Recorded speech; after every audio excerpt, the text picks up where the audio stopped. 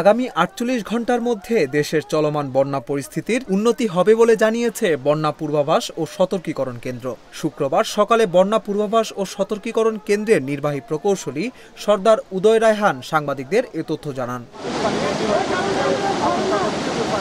সর্দার উদয় রায়হান বলেন, আমাদের যে উজানের যে প্রবাহ সেখানে দেখা যাচ্ছে যে আমাদের বৃহত্তর ব্রহ্মপুত্র বা গঙ্গা অববাহিকাতে এই মুহূর্তে কোনো বৃহৎ বৃষ্টিপাত সংঘটিত হচ্ছে না, তাই আমরা এই মুহূর্তে বন্যা ঝুঁকি দেখছি না।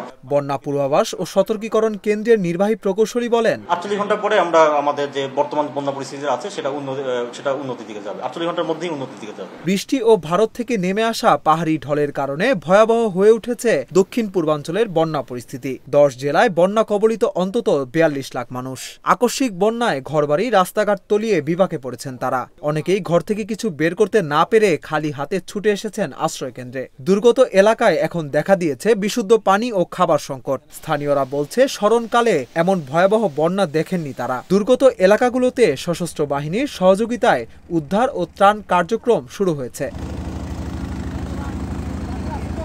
অভিযোগ উঠেছে ভারতের ত্রিপুরা রাজ্যের ডুম্বুর জলবিদ্যুৎ প্রকল্পের বাঁধ খুলে দেওয়ার কারণে বাংলাদেশের এমন পরিস্থিতি হয়েছে।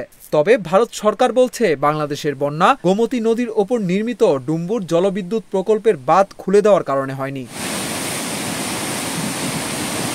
এদিকে আবহাওয়া অধিদপ্তর জানিয়েছে এবারের বর্ষায় বৃষ্টিপাত বেশি হতে পারে বলে আগেই বিশেষজ্ঞরা সতর্ক করেছিলেন।